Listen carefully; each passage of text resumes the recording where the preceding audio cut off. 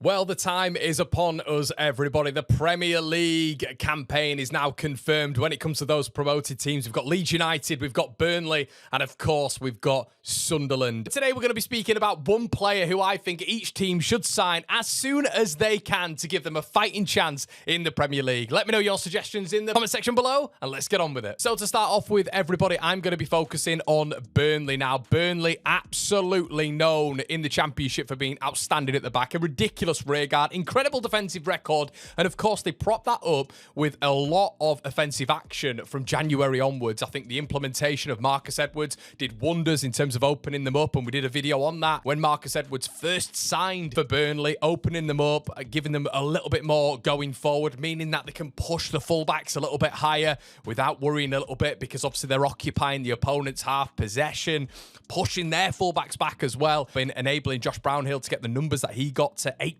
goals last season. Jaden Anthony was being profitable towards the end of the season as well, and Zian Fleming was another one who came into his own toward the end of the season in comparison to the goals previously. So Burnley, the tactic, it has to be said, in January of getting the Sporting Lisbon man was absolutely superb, and they've now signed him on an obligation, as well as Jaden Anthony as well, and I believe Zian Fleming's in there, but I think there is a certain personnel, a certain area as well of which Burnley can improve on almost immediately. It's maybe a name that you've heard of, maybe a name that you haven't heard of. It's Emredin Demirovic, Stuttgart's leading centre forward, an absolute presence up top, which I think when Burnley are under the cosh, which will happen this season with all the three promoted clubs, he's a presence of which can get you on that counter-attack, can hold the ball up, very good at link-up play, and can bring players like Marcus Edwards into proceedings, and potentially Jaden Anthony as well. He can play anywhere along the front three as well. He's a very versatile option and a very hard-working centre-forward,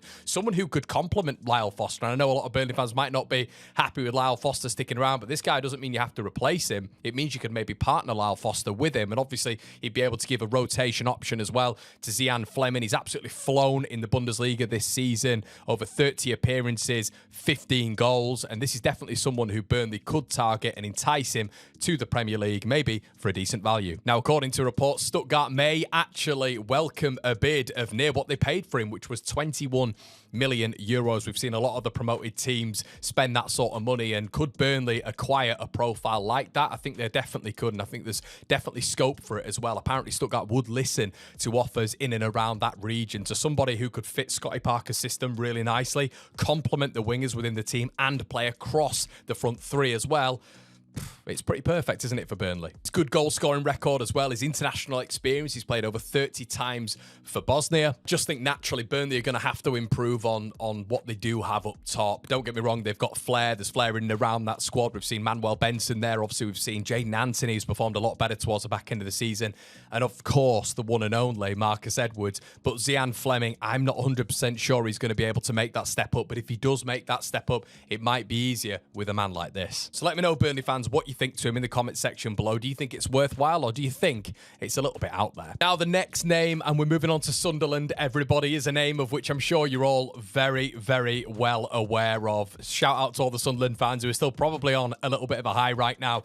The problem with Sunderland, I felt last season, was maybe a little bit of know-how, a little bit of experience, and that's why it was such an unbelievable job which inexperienced manager Regis Labrise managed to get the likes of Sirkin, Hume, Chris Rigg, Mundell, Bellingham up to that level and get into the Premier League. As I say, such a young side, and that is full credit to the management staff and, of course, the playing staff as well. But for me, there is a fundamental gap in this Sunderland side of which can be enhanced by this player. It's experience. Now, when you're looking at Sunderland's most experienced players, you're looking at Luke O'Nien at 30, you're looking at Alan Brown in and around that age as well.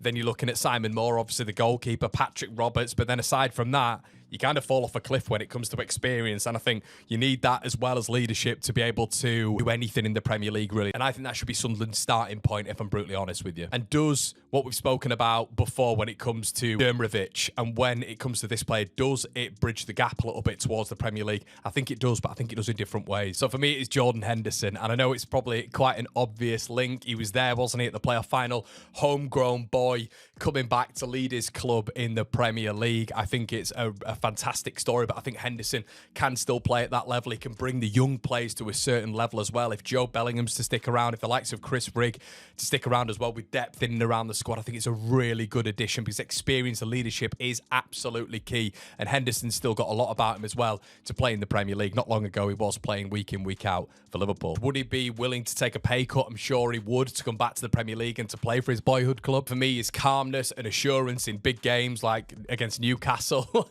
in the Premier League, for me, his calmness and assurance is going to be vital attributes to be able to help the young lads get through that. And I know these are going to be two huge games for Sunderland. We know he's known for his work rate and his absolutely relentless attitude when it comes to standards, which I think obviously with the right recruitment at Sunderland, I think that is absolutely key, that you maintain those standards and you try obviously reach for that next step. And for me, it'd be one of the best promotion signings in terms of in context with what Jordan Henderson is, pedigree-wise, and what he can bring to a young side and how that can mesh in recent times. Big thing as well, despite being in his 30s, he's absolutely well-renowned for having an insane fitness regime and an insane work rate, very similar probably to that of James Milner at Brighton, who's still going at the tender age of 39. So I think it would transform Sunderland on and off the pitch. He embodies leadership, he embodies captain-like responsibility, and he embodies everything really when it comes to where to set the standard, how to go through difficult moments as well, which Sunderland will have to go through this season.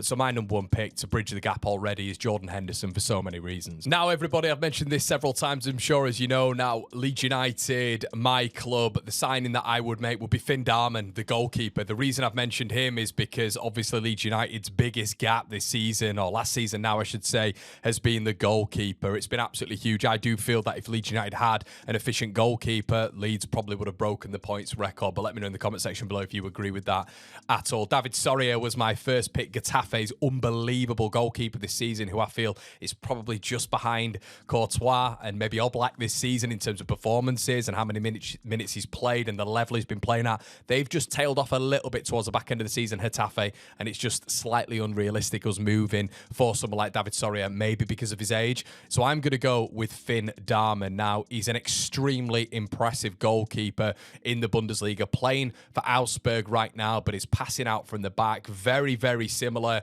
to someone who would fit into a Brentford system, which is something that I'm hoping that Leeds United can maybe become accustomed to in terms of the variation of their play in the Premier League, passing out from the back, but the mid to long range passing as well, being exquisite, of which it is of Darman. He's been one of the most impressive goalkeepers in the Bundesliga this season. He's around about fourth choice on Julian Nagelsmann's Germany picks, and he's obviously going to want to increase that, but he's been absolutely outstanding this season. Someone who I think if he came into Leeds United, and with his variation of passing out from the back, his confidence and his exuberance from the back, and young-like leadership at only 23 years of age, I believe he can become a real mainstay for Leeds United and have some real sell-on value as well if the club need that in the near future. Someone like Finn Darman as well, as he's got dual citizenship, Germany and England, and he's quite far down in Julian Nagelsmann's pecking order, then maybe if he came to England, he might get a little bit higher ranked on if he wanted to play for England and expressed interest in playing for England, which he has, but maybe that would go to a different level if he played for someone like Leeds United. He's expressed that, obviously, you know, allowing himself to move to England and then allowing himself to move, hopefully, through the pecking order of the England goalkeepers. We need a top goalkeeper coming through, of course we do.